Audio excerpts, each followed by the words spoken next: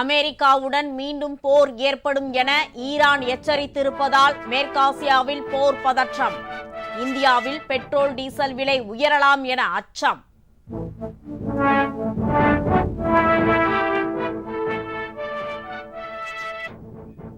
வணிக சிலிண்டர் விலை ஏற்றத்தால் தங்கும் விடுதிகளில் கட்டணம் உயர்கிறது. விலையை குறைக்காவிட்டால் போராட்டம் நடத்துவோம் என வணிகர்கள் எச்சரிக்கை.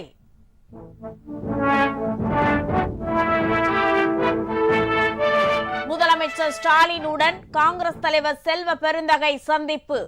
ஆட்சியில் பங்கு குறித்த காங்கிரஸ் மேலிட பார்வையாளரின் பேச்சை தொடர்ந்து திடீர் ஆலோசனை.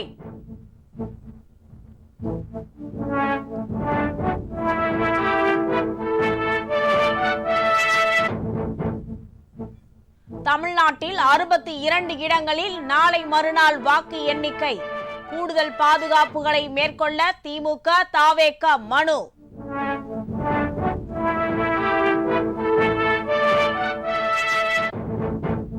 வாக்கு எண்ணிக்கைக்கு மாநில அரசு ஊழியர்களை மட்டுமே நியமிக்க மம்தா பானர்ஜி கோரியதை நிராகரித்தது உச்சநீதிமன்றம். இன்று நடந்த மறு வாக்குப்பதிவில் மோதல்.